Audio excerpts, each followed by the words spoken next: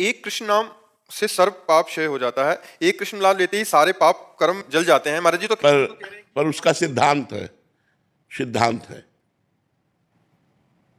जो पुरानी मोटर होती है वो एक बार में स्टार्ट नहीं होती, नहीं?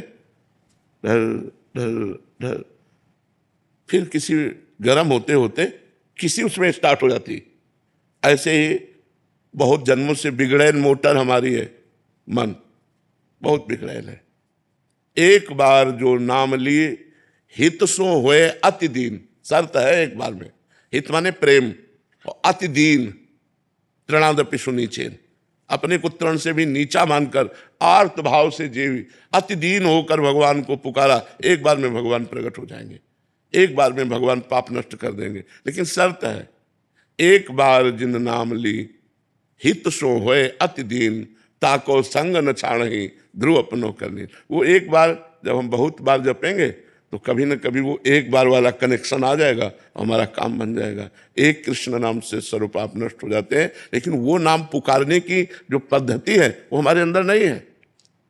दीन होकर आर्त भाव से एकाग्रता पूर्वक ये जब आ जाएगी तो एक नाम चमत्कार दिखा देगा, भगवान के नाम की महिमा। तो इसीलिए तो हम निरंतर जपते हैं कि हमारे पाप नष्ट हो जाए, हमारा मन पवित्र हो जाए, हमें भगवान की प्राप्ति हो जाए। तो हम बार बार इसलिए जपते हैं कि कभी वो एक बार हमारे हृदय में वो भाव आ जाए जिस भाव से भगवान प्रकट होते हैं, जिस भाव को भगवान सुनते हैं। भाव बिन सुनी पुकारे मैं कभी सुनता नहीं। जो भाव के बिना नाम जप किया जाता है उसका फल मिलेगा कि भाव आएगा, लेकिन भाव से भगवान की प्राप्ति होती है। तो हमारे अंदर तो अभी देह भाव है, भोग भाव है, जगत भाव है, अभी भगवत भाव थोड़ी है। तो भगवत भाव से युक्त होकर प्रेम में डूबकर अति दैन्य भाव आर्त भाव से जपो तो एक नाम से सारे पाप नष्ट हो जाते हैं। भगवान वृंदावन में वास का कोई सरल उपाय?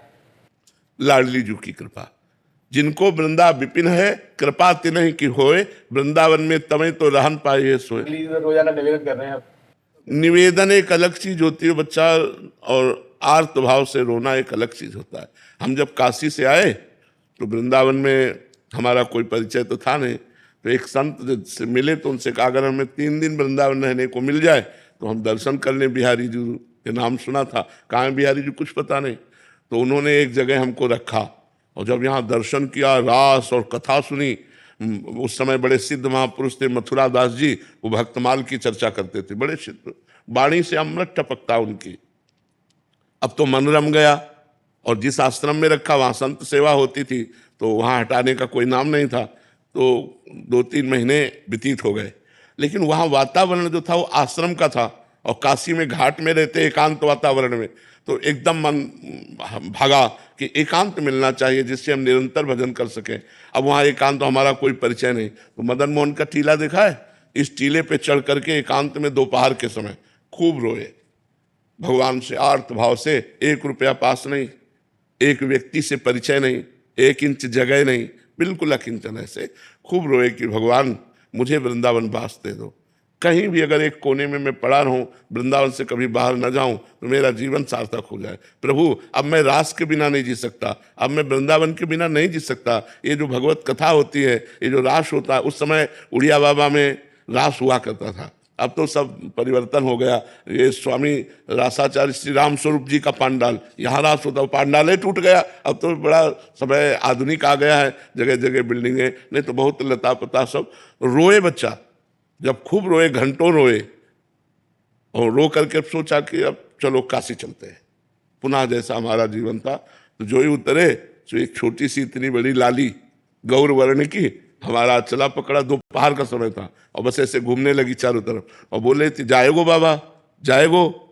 तो हमारी तो कुछ समझ में नहीं आ रहा था क्योंकि भाव में एकदम उतरे थे, अचला छीना ऐसे चल दिया। जब आगे चले तो हमारे दिमाग में आया ये लाली क्या कह रही थी, जाएगो बाबा। हम ऊपर सोच के आए कि काशी जाना है, ये क्या, ये लाली क्यों। तब लगा यार श्री जी तो नहीं थी, क्योंकि वृंदावन लौट के आए, हमें लगा कि किसी गोस्वामी की कन्या होगी। तो लौट के आए, वहाँ आसपास पूछा तो बोले यहाँ तो बाबा जी रहते हैं सब, मदन मोहन जी के नीचे, यहाँ तो बाबा जी रहते, यहाँ तो कोई कन्या है नहीं, लड़की है नहीं।